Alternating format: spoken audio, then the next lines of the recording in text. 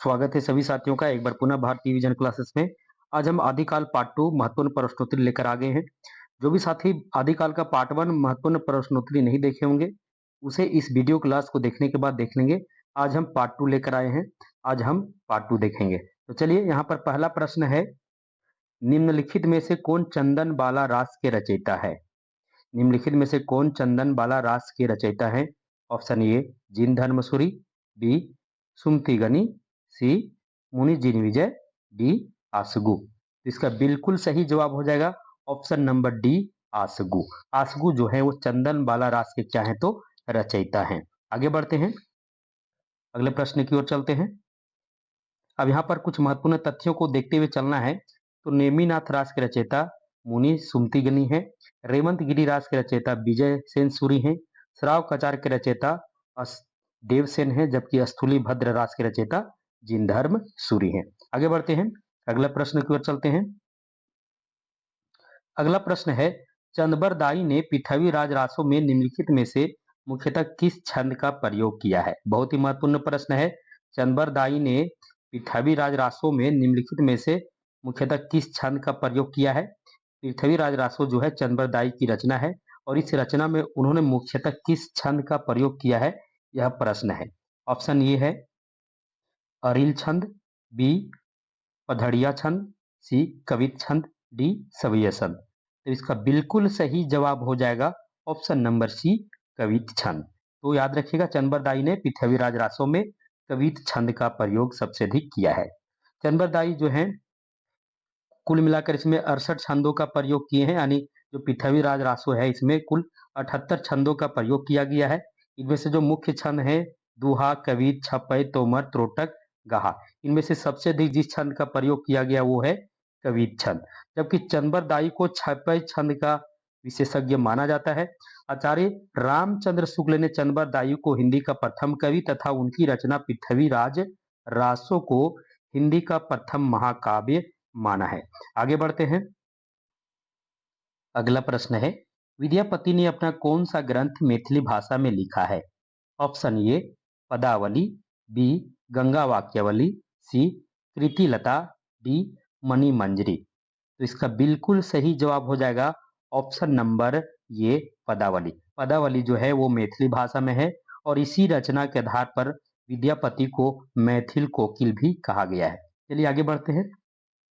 विद्यापति की जो पदावली है मैथिली भाषा में है। विद्यापति का जो जन्म है वह 1350 ईस्वी में इनका जन्म हुआ था, और विद्यापति शैव संप्रदाय से दीक्षित थे, यानी शैव संप्रदाय के कवि थे। तिरहुत के राजा शिव सिंह और कृति सिंह के दरबारी कवि थे। बहुत ही महत्वपूर्ण है, याद रखिएगा, विद्यापति दो राजाओं के दरबारी कवि रहे हैं, कृति सिंह और शिव सिंह।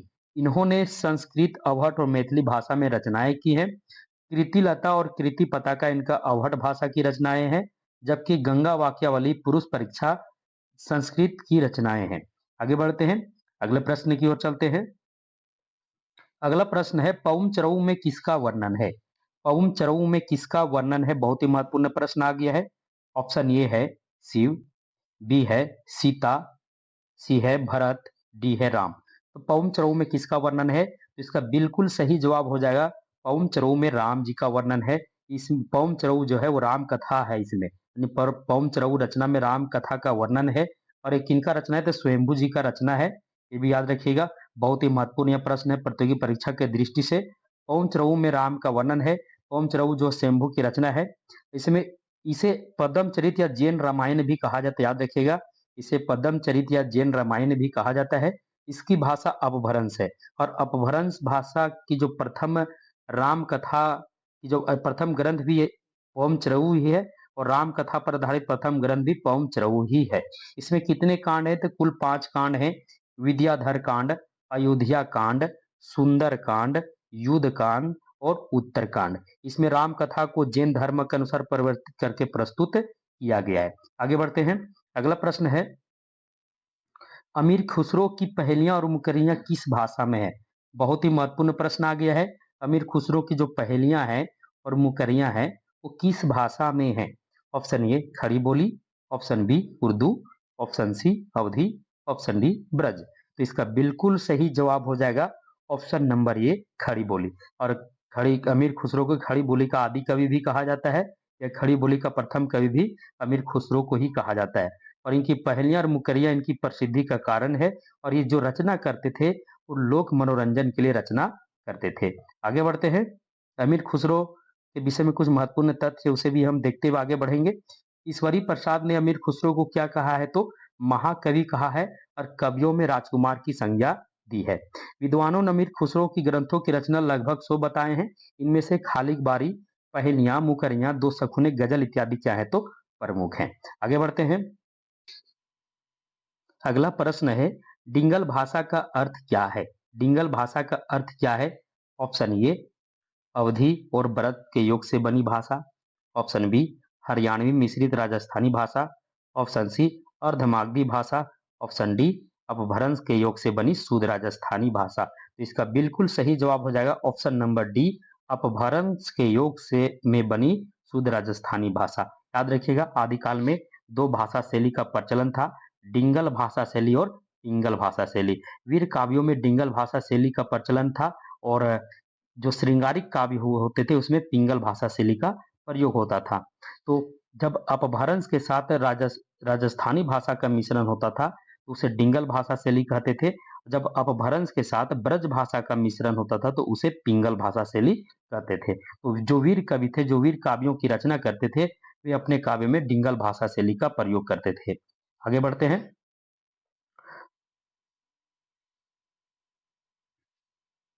अगला प्रश्न है, शुक्ल जी के अनुसार हमीर रासों के रचनाकार कौन है? शुक्ल जी के अनुसार, किन के अनुसार? तो शुक्ल जी के अनुसार हमीर रासों के रचनाकार कौन है? बहुत ही महत्वपूर्ण प्रश्न है। Option A Roopchandra, option B Jajwal, option C Vidyadhar, option D Sarangdhar. तो इसका बिल्कुल सही जवाब हो जाएगा option number D Sarangdhar. Sarangdhar जो है वो क्या है, तो हमीर रासों के रचयिता है। आगे बढ़ते हैं। अगला प्रश्न है, विद्यापति किस भाषा में काव्य रचना की? विद्यापति ने किस भाषा में काव्य रचना की? ऑप्शन ए राजस्थानी भाषा, ऑप्शन बी प्राकृत भाषा, ऑप्शन सी मैथिली भाषा, ऑप्शन डी ब्रज भाषा। तो इसका बिल्कुल सही जवाब हो जाएगा मैथिली भाषा। इसी विद्यापति ने 3 भाषाओं में काव्य रचनाएं की हैं, लेकिन विद्यापति की जो प्रसिद्धि का आधार है वो मैथिली भाषा है। वो मैथिली भाषा में पदावली की रचना की थी और उन्हीं के अनुसार उनको विद्यापति को मैथिल कोकिल भी कहा गया है। अब विद्यापति से संबंधित कुछ महत्वपूर्ण तथ्यों को देख लेते हैं। तो विद्यापति जो है वो मैथिल कोकिल कहलाए। मैथिल कोकिल क्यों कहलाए? वो अपनी जो रचना है पदावली, उनके आधार पर इनको मैथिल कोकिल कहा गया है। इनका जन्म 1350 ईस्वी में हुआ था और मैथिली भाषा में विद्यापति ने पदावली की रचना की। और सूर्यकांत त्रिपाठी निराला ने इनकी जो रचना पदावली की जो मादकता है उसको इन्होंने नागिन की लहर कहा है। किसने? तो सूर्यकांत त्रिपाठी निराला ने। आगे बढ़ते हैं, अगला प्रश्न की ओर चलते हैं। अगला प्रश्न है, अमीर खुसरो ने हिंदी के लिए कौन सा शब्द प्रयुक्त किया? बहुत ही महत्वपूर्ण प्रश्न है। अमीर खुसरो ने हिंदी के लिए कौन सा शब्द का प्रयोग किया है? Option A Sanskrit, option B Hindavi, option C Rekhta, option D Hindustani. इसका बिल्कुल सही जवाब हो जाएगा ऑप्शन नंबर बी हिंदवी। अमीर खुसरो ने हिंदी के लिए हिंदवी शब्द का प्रयोग किया है। अमीर खुसरो जो है वो हिंदवी के लिए हिंदवी शब्द का प्रयोग किया है। अमीर खुसरो को खड़ी बोली का प्रथम कवि माना जाता है। इनकी रचनाएं जो है दो सखुने, खालिक बरी, पहेलियां, मुकरियां आदि क्या है, तो प्रसिद्ध हैं। और ये किनके शिष्य थे? तो निजामुद्दीन औलिया के जो शिष्य थे अमीर खुसरो। आगे बढ़ते हैं। अगला प्रश्न है, कृतिलता की भाषा क्या है? कृतिलता की भाषा क्या है? Option A Awadhi, option B मिश्रित Apabhramsha, option C Braj, option D Prakrit. तो कृतिलता की भाषा क्या है? इसका बिल्कुल सही जवाब हो जाएगा मिश्रित अपभ्रंश यानी अवहट। मिश्रित अपभ्रंश को अवहट कहा जाता है और कृतिलता कृति पताका की जो भाषा है वो अवहट है। ये रचना किसकी है? तो विद्यापति की रचना है। आगे बढ़ते हैं। विद्यापति जो है, याद रखिएगा विद्यापति के जो राजाश्रित कवि जिनके रहे हैं, तो याद रखिएगा विद्यापति जो है राजा शिव सिंह और कृति सिंह के राज दरबारी कवि रहे। ये भी याद रखिएगा, बहुत ही महत्वपूर्ण है। आगे बढ़ते हैं। अगला प्रश्न है, बालचंद बिजावई भाषा दुहनी लगई दूजन हासा। यह जो पंक्ति है यह विद्यापति की पंक्ति है, तो यह विद्यापति की किस रचना की पंक्ति है, यह प्रश्न पूछा है। ऑप्शन ए कृति पताका, ऑप्शन बी लिखनावली, ऑप्शन सी भू परिक्रमा, ऑप्शन डी कृतिलता। तो इसका बिल्कुल सही जवाब हो जाएगा ऑप्शन नंबर डी, यह कृतिलता की क्या है, तो यह पंक्ति जो है कृतिलता की है। आगे बढ़ते हैं।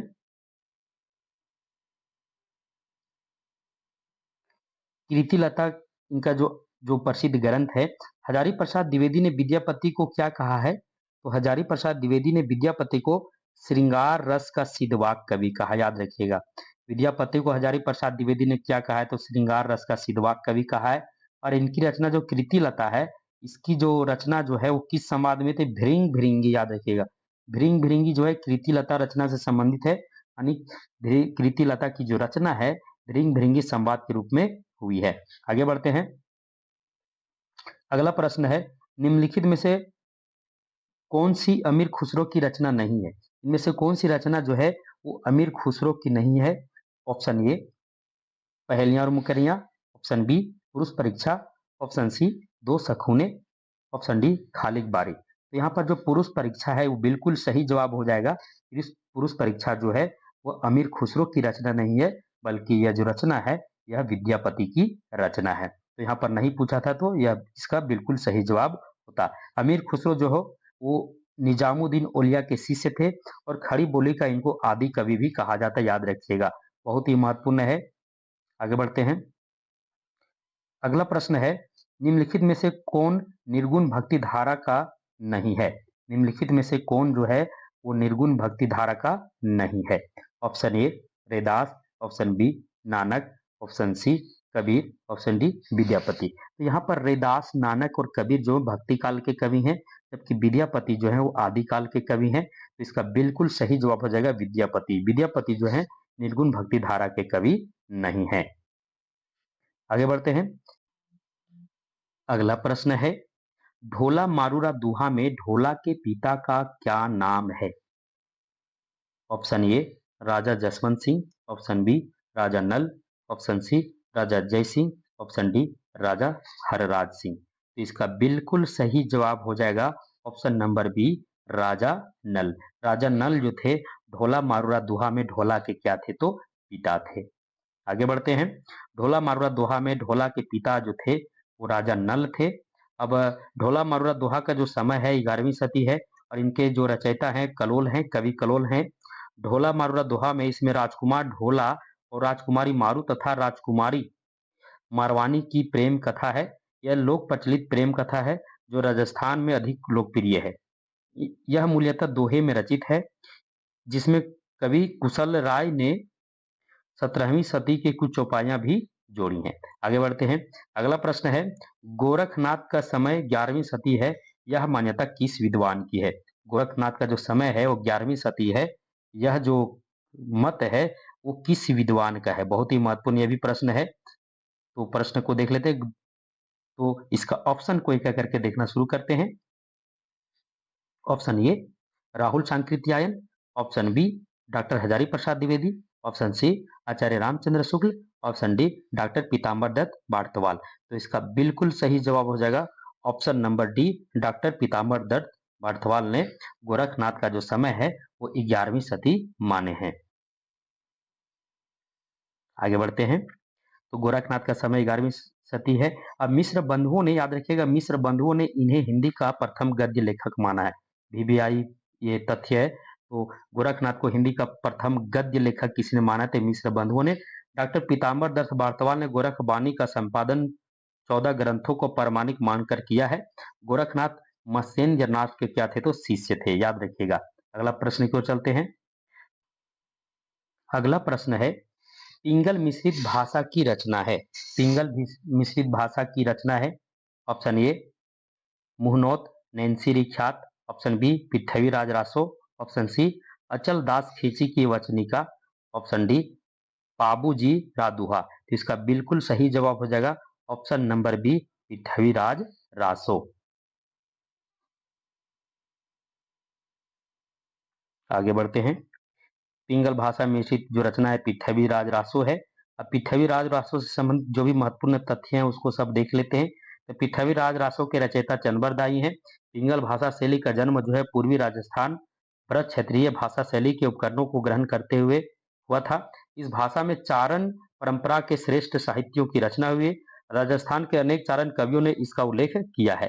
पिंगल पूर्वी राजस्थानी का साहित्यिक रूप है। इसका अधिकतर साहित्य भाट जाति के कवियों द्वारा लिखित है। डॉक्टर चटर्जी के अनुसार अवहट्ट ही राजस्थान में पिंगल के नाम से विख्यात थी। आगे बढ़ते हैं, अगला प्रश्न की ओर चलते हैं। अगला प्रश्न है, निम्न में से कौन आदिकाल के अंतिम चरण के सुप्रसिद्ध कवि हैं? Option A Amir Khusro, option B Swayambhu, option C Pushpadant, option D Abdul Rahman. तो इसका बिल्कुल सही जवाब हो जाएगा ऑप्शन नंबर ए अमीर खुसरो। आगे बढ़ते हैं, अगले प्रश्न की ओर चलते हैं। अब यहाँ पर अमीर खुसरो से संबंधित कुछ महत्वपूर्ण तथ्यों को भी देख लेते हैं। अमीर खुसरो का जो मूल नाम था वो क्या था? तो अबुल हसन था। ये निजामुद्दीन औलिया के शिष्य थे, याद रखिएगा। ईश्वरी प्रसाद ने अमीर खुसरो को क्या कहा है? तो महाकवि या कवियों में राजकुमार की संज्ञा दी है। स्वयंभू जो हैं वो अपभ्रंश भाषा के महाकवि थे। इनके जो महत्वपूर्ण ग्रंथ हैं पौम चरेऊ, रीठोमणि चरेऊ, इन्हें अपभ्रंश का वाल्मीकि कहा जाता है। आगे अब स्वयंभू के साथ जो पुष्पदंत हैं उन्हें अपभ्रंश का भवभूति कहा जाता है, और यह शिव सिंह सेंगर ने कहा है। पुष्पदंत का समय 10वीं सदी है, जबकि स्वयंभू का समय 8वीं सदी है।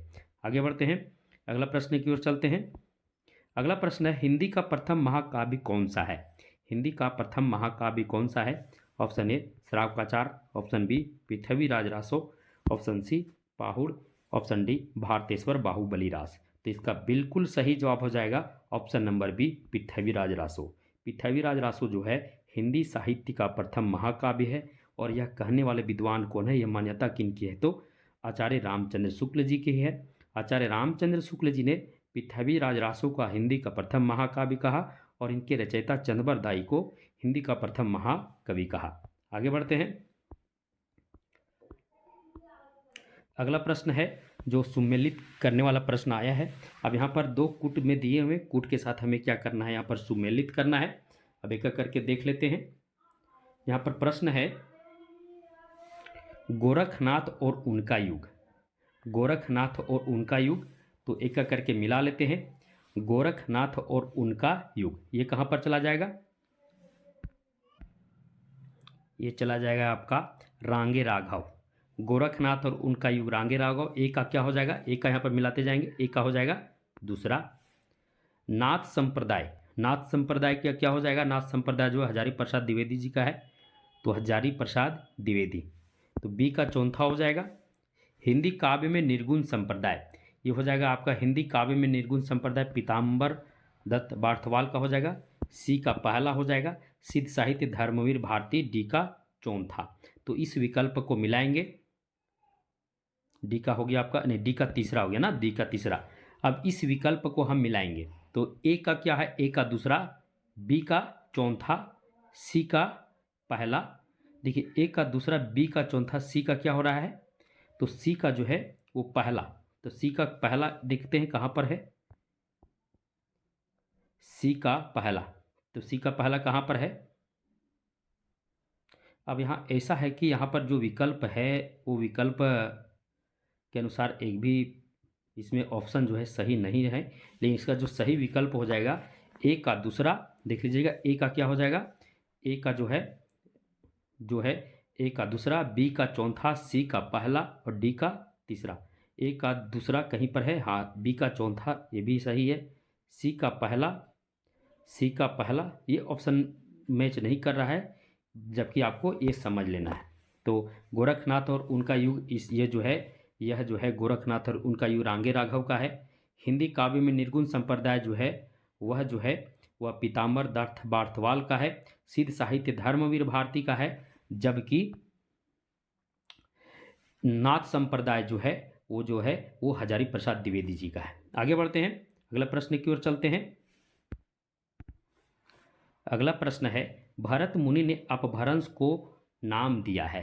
भरत मुनि ने अपभ्रंश को नाम दिया है लोक भाषा, जन भाषा, देश भाषा, अशुद्ध भाषा। तो इसका बिल्कुल सही जवाब हो जाएगा देश भाषा। उन्होंने क्या कहा है? तो अपभ्रंश को देश भाषा का भी कहा है। आगे बढ़ते हैं, अगला प्रश्न है जन्म काल की दृष्टि से सही अनुक्रम को मिलाना है। तो यहाँ पर सभी देख लेते हैं, सभी ऑप्शन को। सबसे पहले सबका जन्म देख लेते हैं, उसके बाद सही ऑप्शन अपने आप आ जाएगा। जगनिक, तो जगनिक का जो समय है वो क्या है, तो 1173 ईस्वी लगभग। खुसरो का समय तो जान ही रहे हैं 1253 है। खुसरो का समय कितना है, तो 1253 है। श्रीधर का जो समय है वो कितना है, तो श्रीधर का जो समय है वो कुल मिलाकर 14वीं सदी हो जाएगा, 14वीं शताब्दी। अब यहाँ बच गया चंदबरदाई। चंदबरदाई का समय जो है 1168 के लगभग है। तो 1168 पहले आएगा, उसके बाद 1173 आएगा, यानी पहले चंदबरदाई आएंगे, उसके बाद जो है जगनिक आएंगे, उसके बाद खुसरो और श्रीधर। तो ऑप्शन नंबर सी क्या हो जाएगा, इसका बिल्कुल सही जवाब हो जाएगा। आगे बढ़ते हैं। अगला प्रश्न है नाथ संप्रदाय के प्रवर्तक इनमें से कौन थे। नाथ संप्रदाय के प्रवर्तक इनमें से कौन थे। Option A Gorakhnath, option B Mahanath, option C Charpatnath, option D Neminath. तो नाथ संप्रदाय के प्रवर्तक कौन थे, तो बिल्कुल सही जवाब हो जाएगा ऑप्शन नंबर ए गोरखनाथ। आगे बढ़ते हैं। गोरखनाथ जो थे वो नाथ संप्रदाय के क्या थे, प्रवर्तक थे, याद रखिएगा। और गोरखनाथ जो है नाथ संप्रदाय में आराध्य कौन थे, तो शिव थे। हठ योग साधना पद्धति पर आधारित है नाथ संप्रदाय। कुछ विद्वान नाथ संप्रदाय के संस्थापक किनको मानते हैं, तो मच्छंदर नाथ या मत्स्येंद्र नाथ को मानते हैं। नाथ पंथ बौद्धों की ब्रजयान शाखा से निकला हुआ माना जाता है। नाथों की संख्या कितनी थी, तो 9, ये भी याद रखिएगा। गोरक्ष सिद्धांत संग्रह में नवनाथों की जो नाम दिए गए वो इस प्रकार है। नागार्जुन, जड़ भरत, हरिश्चंद्र, सत्यनाथ, भीमनाथ, गोरक्षनाथ, चरपटनाथ, जलंधर और मलयार्जुन। आगे बढ़ते हैं, अगला प्रश्न की ओर चलते हैं। अगला प्रश्न है महापुराण के रचनाकार कौन है। बहुत ही महत्वपूर्ण प्रश्न आया है, महापुराण के रचयिता कौन है। Option A Abdul Rahman, option B Pushpadant, option C Dhanpal, option D Swayambhu. तो महापुराण के रचयिता कौन है, तो इसका बिल्कुल सही जवाब हो जाएगा ऑप्शन नंबर बी, महापुराण के रचयिता पुष्पदंत हैं। आगे बढ़ते हैं। महापुराण जो है आदिकालीन ग्रंथ है और महापुराण में कितने महापुरुषों का जीवन चरित है, तो ये भी याद रखिएगा, बहुत ही VVI है। तो 63 महापुरुषों का जो है जीवन इसमें क्या है, तो जीवन चरित वर्णित है। पुष्पदंत को हिंदी का भावभूति कहा जाता है, याद रखिएगा। शिव सिंह सेंगर ने पुष्पदंत को भाखा की जड़ भी कहा, याद रखिएगा, भाखा की जड़ कहा है, तथा हिंदी का प्रथम कवि स्वीकार किया है शिव सिंह सेंगर ने। आगे बढ़ते हैं। अगला प्रश्न है इन सिद्धों और नाथों में सबसे पुराने कौन है।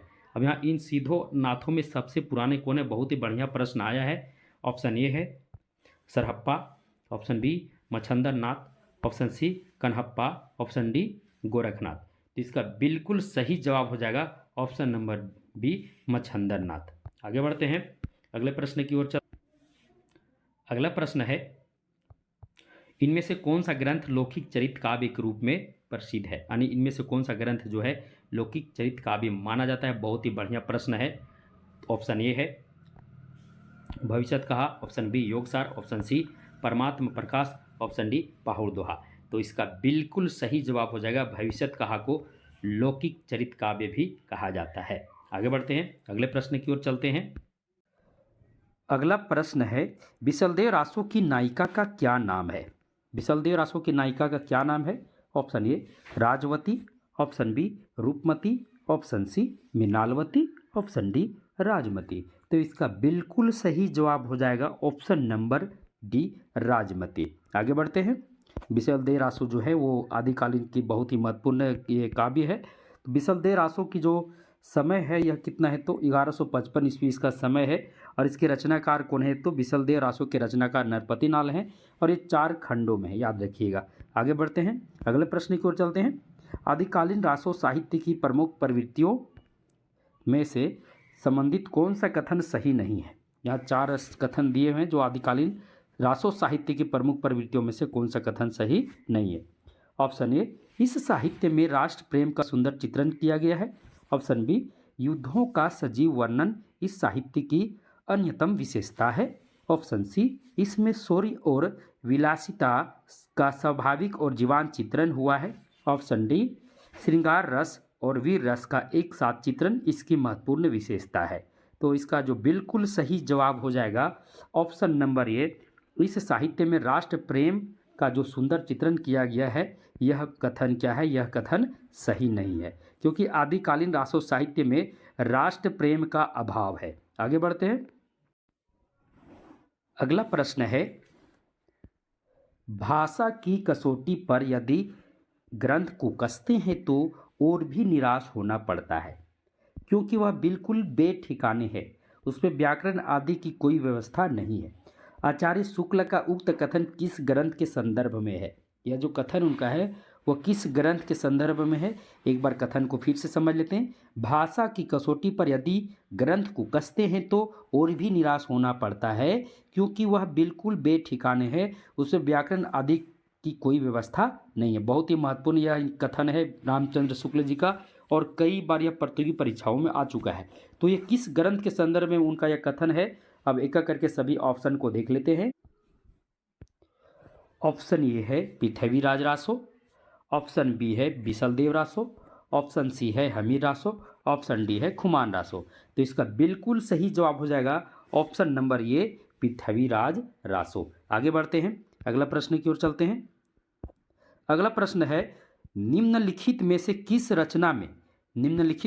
रचना में कड़वक शैली का प्रयोग नहीं हुआ है?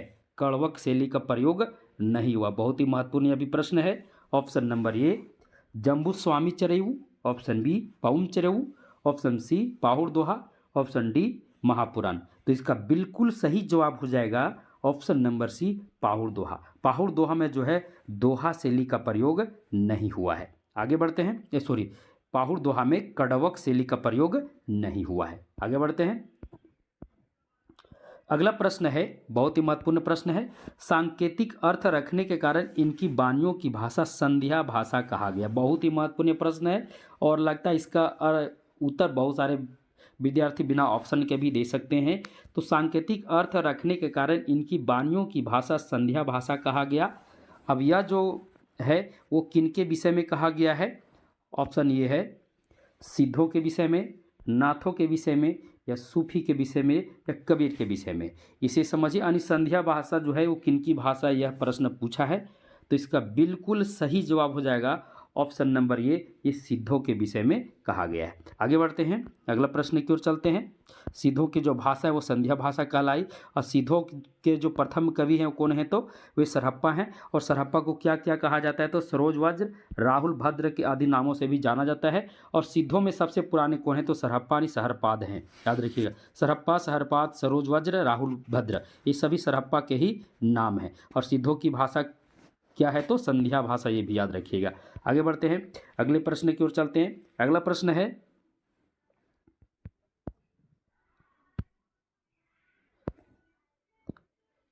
आदिकाल के किस कवि की भाषा जो है वह हिंदी के वर्तमान रूप में सर्वाधिक निकट है? Option A Chandrabardai, option B अवधमान, option C Vidyapati, option D Amir Khusro, और ऑप्शन ई मुल्ला दाऊद। इसमें 5 ऑप्शन है, और इसका बिल्कुल सही जवाब हो जाएगा option number D Amir Khusro, क्योंकि अमीर खुसरो जो है खड़ी बोली हिंदी के प्रथम कवि माने जाते हैं, और इनकी भाषा जो है वो आज के वर्तमान हिंदी के सर्वाधिक निकट है। आगे बढ़ते हैं, अगला प्रश्न है, पृथ्वीराज रासो में प्रमुख रस और कौन सा है? बहुत ही महत्वपूर्ण प्रश्न आया है। पृथ्वीराज रासो में प्रमुख रस कौन सा है? ऑप्शन ए वीर और श्रृंगार रस, ऑप्शन बी श्रृंगार और भयानक रस, ऑप्शन सी विभत्स और श्रृंगार रस, ऑप्शन डी रौद्र और श्रृंगार रस, ऑप्शन ई वीर और शांत रस। बहुत ही बढ़िया प्रश्न आया है, और इसका जो बिल्कुल सही जवाब हो जाएगा ऑप्शन नंबर ए वीर और श्रृंगार रस। आगे बढ़ते हैं, अगले प्रश्न की ओर चलते हैं। अगला प्रश्न है, राहुल सांकृत्यायन ने हिंदी का पहला कवि किसे माना है? बहुत ही महत्वपूर्ण प्रश्न है। राहुल सांकृत्यायन ने हिंदी का पहला कवि किसे माना है? Option A Chandrabardai, option B Swayambhu, option C Pushpadant, option D Saharpad, option E Munj. तो इसका बिल्कुल सही जवाब हो जाएगा राहुल सांकृत्यायन ने सहरपाद को हिंदी का क्या माना है? तो पहला कवि माना है, और सर्वसम्मत द्वारा भी सहरप्पा को ही हिंदी का प्रथम कवि माना जाता है। आगे बढ़ते हैं, अब यहाँ पर देखिए कुछ अन्य जो विद्वान रहे उनके अनुसार हिंदी के प्रथम कवि कौन हैं, तो सर्वसम्मत द्वारा भी सरहप्पा को ही माना जाता है। राहुल सांकृत्यायन ने भी सरहप्पा को ही हिंदी का प्रथम कवि माना है। अब यहाँ पर याद रखिएगा सरहप्पा का जो ग्रंथ है उसका नाम क्या है, दोहा कोश नाम है। आचार्य रामचंद्र शुक्ल ने किनको माना, तो चंद्रवर दायु को हिंदी का प्रथम महाकवि माना है। राम कुमार वर्मा ने स्वयंभू को हिंदी का प्रथम कवि माना है, जबकि शिव सिंह सेंगर ने पुष्पदंत को हिंदी का क्या माना है, तो प्रथम कवि माना है। आगे बढ़ते हैं, अगला प्रश्न की ओर चलते हैं। 5 ऑप्शन वाले प्रश्न हैं, सभी बहुत ही महत्वपूर्ण प्रश्न है। अगला प्रश्न है, सिद्धों की वाणियों को हिंदी काव्यधारा के नाम से किसने संग्रहित किया है। बहुत ही बढ़िया प्रश्न आया है। सिद्धों की जो वाणियों है उनकी वाणियों को हिंदी काव्यधारा के नाम से किसने संग्रहित किया है, बहुत ही महत्वपूर्ण प्रश्न है। सभी ऑप्शन को देखते हैं। ऑप्शन ए है Mahaupadhyay Haraprasad Shastri, option B doctor Shahidullah, option C doctor Prabodh Chandra Banerjee, option D doctor Hermann Jacobi, option E Mahapandit Rahul Sankrityayan. तो इसका बिल्कुल सही जवाब हो जाएगा हिंदी काव्यधारा किनका है, हिंदी काव्यधारा के रचयिता जो है महापंडित राहुल सांकृत्यायन है। तो इसका बिल्कुल सही जवाब हो जाएगा option number E Mahapandit Rahul Sankrityayan. आगे बढ़ते हैं, अगले प्रश्न की ओर चलते हैं। अगला प्रश्न है, आदिकाल के कवि सहरपाद, आदिकाल के कवि सहरपाद की काव्य परंपरा में विकसित नाथ पंथ के हठ योग का पलवन आगे चलकर इनमें से किस कवि में हुआ। बहुत ही महत्वपूर्ण यह प्रश्न याद रखिएगा और कई बार प्रतियोगी परीक्षा में यह प्रश्न आ चुका है। तो आदिकाल के कवि सहरपाद की काव्य परंपरा से विकसित जो नाथ पंथ है, नाथ पंथ के हठ योग का पल्लवन जो है आगे चलकर इनमें से किस कवि में हुआ। ऑप्शन ए जायसी में, ऑप्शन बी तुलसी में, ऑप्शन सी कबीर में, ऑप्शन डी देवसेन में। इसका बिल्कुल सही जवाब है ऑप्शन नंबर सी कबीर ने, यानी कबीर भी जो है नाथ पंथ के अनुयायी थे। आगे बढ़ते हैं, अगले प्रश्न की ओर चलते हैं।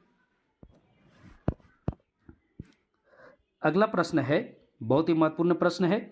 बौद्ध धर्म के सिद्धांतों में देश की बदलती हुई परिस्थितियों ने जिन नवीन भावनाओं की सृष्टि की, उन्हीं के परिणाम स्वरूप सिद्ध साहित्य की रूपरेखा तैयार हुई। सिद्ध साहित्य का प्रादुर्भाव विषयक यह कथन इनमें से किसका, यानी यह जो कथन है किनका है। Option A Ram Kumar Verma, option B Dhirendra Verma, option C Ganapati Chandragupta, option D Mishra Bandhu. तो इसका बिल्कुल सही जवाब हो जाएगा option number A Ram Kumar Verma. आगे बढ़ते हैं, अगला प्रश्न है,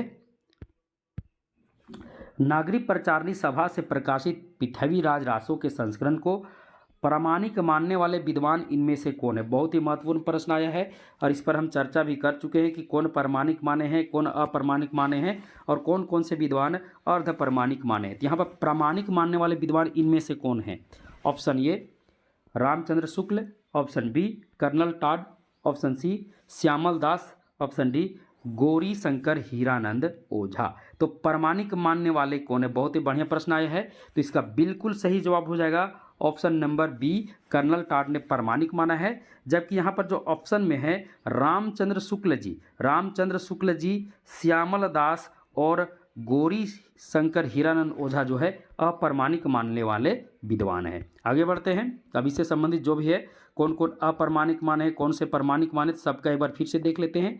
तो कौन कौन से विद्वान यहाँ पर प्रामाणिक माने हैं। प्रामाणिक मानने वाले विद्वान हैं श्याम सुंदर दास, मिश्र बंधु, मोहनलाल विष्णुलाल पांड्या और कर्नल टॉड। ये जो 4 विद्वान है प्रामाणिक माने हैं। जबकि अप्रामाणिक मानने वाले विद्वानों में हैं आचार्य रामचंद्र शुक्ल जी, कविराज, श्यामल दास, गौरी शंकर हीरानंद ओझा, वुहलर, मुरादीन और देवी प्रसाद। जबकि अर्ध प्रामाणिक मानने वाले विद्वान कौन कौन से हैं, तो आचार्य हजारी प्रसाद द्विवेदी, डॉक्टर दशरथ ओझा, डॉक्टर सुनीति कुमार चटर्जी और मोनीजिन विजय अर्ध प्रामाणिक माने हैं। अगले प्रश्न की ओर चलते हैं। अगला प्रश्न है, भारतेश्वर बाहुबली रास इनमें से किस काव्य धारा का ग्रंथ है। भारतेश्वर बाहुबली रास, भारतेश्वर बाहुबली रास इनमें से किस काव्य धारा का ग्रंथ है। ऑप्शन ए जैन साहित्य, ऑप्शन बी रासो साहित्य, ऑप्शन सी सिद्ध साहित्य, ऑप्शन डी नाथ साहित्य। तो इसका बिल्कुल सही जवाब हो जाएगा जितने भी रास ग्रंथ हैं, जितने भी रास ग्रंथ सभी जैन साहित्य हैं। क्या है, तो जैन साहित्य हैं। तो इसका बिल्कुल सही जवाब हो जाएगा ऑप्शन नंबर ए जैन साहित्य। आगे बढ़ते हैं, अब भारतेश्वर बाहुबली रास जो है वो जैन साहित्य की साहित्य काव्य धारा का ग्रंथ है। और इसके लेखक कौन हैं? तो जैन साहित्य के जो लेखक हैं यानी भारतेश्वर बाहुबली रास के जो लेखक हैं वो शालिभद्र सूरि हैं। जबकि गणपति चंद्र गुप्त ने शालिभद्र सूरि को क्या माना है? तो हिंदी का प्रथम कवि माना है। आचार्य रामचंद्र शुक्ल ने रासो साहित्य का विवरण वीर गाथा काल के अंतर्गत दिया है, यानी आदिकाल को वीर गाथा काल कहने वाले विद्वान कौन है? तो आचार्य रामचंद्र शुक्ल जी है। रामचंद्र शुक्ल जी चंद्रदायी को हिंदी का प्रथम महाकवि और इनकी रचना पृथ्वीराज रासो को हिंदी का प्रथम महाकाव्य माना है। अब सिद्ध साहित्य के अंतर्गत सरहप्पा आते हैं, याद रखिएगा सरहप्पा आते हैं। इनको राहुल सांकृत्यायन ने क्या माना है? तो हिंदी का प्रथम कवि माना है सरहप्पा को, और सरहप्पा को ही सर्वसम्मत द्वारा भी हिंदी का प्रथम कवि माना जाता है। और सरहप्पा की रचना दोहा कोश है, याद रखिएगा बहुत ही प्रसिद्ध है, प्रतियोगी परीक्षाओं में यहाँ से प्रश्न आ सकता है। आगे चलते हैं, अगले प्रश्न की ओर चलते हैं। अगला प्रश्न है निम्नलिखित में से कौन सी रचना शिलांकित है? ऑप्शन ए वर्ण रत्नाकर, ऑप्शन बी वसंत विलास, ऑप्शन सी उक्ति व्यक्ति प्रकरण, ऑप्शन डी राउल बेल। तो इसका बिल्कुल सही जवाब हो जाएगा option number D Raul Bel. Raul Bel जो क्या है? तो शिलांकित रचना, याद रखिएगा बहुत ही VVI है, प्रतियोगी परीक्षा में यह प्रश्न कई बार आ चुका है। तो राउल बेल जो है शिलांकित रचना है, जिसके रचनाकार कौन है? तो रोड़ा नामक कवि हैं, याद रखिएगा। और इसका जो रचना काल है 10वीं-11वीं शताब्दी है। और ये गद्य पद मिश्रित एक चंपू काव्य है, यानी जो गद्य पद मिश्रित काव्य होता है उसे हम क्या कहते हैं? तो चंपू काव्य कहते हैं। यह नखशिख वर्णन की श्रृंगार परंपरा का आरंभ राउल बेल से ही माना जाता है। वर्ण रत्नाकर जो है ये मैथिली हिंदी में रचित है और इनके रचयिता कौन है? तो ज्योतेश्वर ठाकुर जी है। और ये गद्य की प्रथम रचना है मैथिली भाषा में। आगे बढ़ते हैं, अगले प्रश्न की ओर चलते हैं। अगला प्रश्न है आदिकालीन साहित्य से संबंधित इनमें से कौन सा कथन सही नहीं है? ऑप्शन ए दोहा आदिकालीन अपभ्रंश साहित्य का प्रमुख छंद है, बिल्कुल सही है। दोहा कोशों और चर्या गीतों की भाषा शैली में कोई अंतर नहीं है। चर्या पद एक प्रकार से गीत होते हैं जो सामान्यतः अनुष्ठान के समय गाए जाते हैं, ये भी बिल्कुल सही है। यहाँ तीन ऑप्शन में जो आपका जो ऑप्शन नंबर बी है वो क्या है? वो सही नहीं है, क्योंकि दोहा कोश और चर्या गीतों की भाषा शैली में अंतर है, याद रखिएगा। दोहा कोश छंद होते हैं जबकि चर्या गीत में एक प्रकार के गीत होते हैं, तो दोनों में क्या है? अंतर है। आगे बढ़ते हैं, अगले प्रश्न की ओर चलते हैं। अगला प्रश्न है रचना और रचनाकार की दृष्टि से इनमें से कौन सा विकल्प सुमेलित नहीं है? ऑप्शन ए प्रबंध चिंतामणि, विनय चंद्र सूरि, पाहुड़ दोहा, राम सिंह, नेमिनाथ चरेऊ, हरिभद्र सूरि, भविष्यत कहा, धनपाल। तो इसमें जो सुमेलित नहीं है उसमें से बिल्कुल सही जवाब है ऑप्शन नंबर ये जो है सुमेलित नहीं है, क्योंकि प्रबंध चिंतामणि के जो रचयिता हैं वे कहते मेरु तुंग हैं। कौन है? मेरु तुंग है। जबकि विनय चंद्र सूरि की रचना का क्या नाम है? तो नेमिनाथ चौपई है, नेमिनाथ चौपई, चरेऊ चौपई, याद रखिए नेमिनाथ चरेऊ हरिभद्र सूरि, जबकि नेमिनाथ चौपई रहेगा तो विनय चंद्र सूरि। तो यह विकल्प क्या है? सुमेलित नहीं है। आगे बढ़ते हैं, अगले प्रश्न की ओर चलते हैं। अगला प्रश्न है जसहर चरित्र के लेखक हैं, जसहर चरित्र के लेखक हैं। Option A Swayambhu, option B Pushpadant, option C Dhanpal, option D Abdul Rahman. तो इसका बिल्कुल सही जवाब हो जाएगा ऑप्शन नंबर बी पुष्पदंत जो है जसहर चरित्र के क्या हैं? तो लेखक हैं। आगे बढ़ते हैं, महापुराण जो है वो किन की रचना है? तो महापुराण जो है इसमें 63 महापुरुषों का जीवन वर्णित है और ये पुष्पदंत की जो प्रमुख रचना, याद रखिएगा। पुष्पदंत को हिंदी का भावभूति कहा जाता है। अन्य जो कवि है उनकी रचनाएं देख लेते। पवन चरऊ के रचनाकार कौन है? तो स्वयंभू हैं। भविष्यत कहा धनपाल की रचना है। संदेश रासक अब्दुल रहमान की रचना है। आगे बढ़ते हैं, अगला प्रश्न है दब सहाव प्यास नामक अपभ्रंश में लिखित ग्रंथ की रचना किसने की? दव सहाव प्यास, जो दव सहाव प्यास नामक अपभ्रंश में लिखित यह रचना है और इसके रचनाकार कौन है? Option A Asgu, option B Shalibhadra Suri, option C Devsen, option G Jin Dharma. तो इसका बिल्कुल सही जवाब हो जाएगा ऑप्शन नंबर सी, ये देवसेन की रचना है। आगे बढ़ते हैं, अगले प्रश्न की ओर चलते हैं।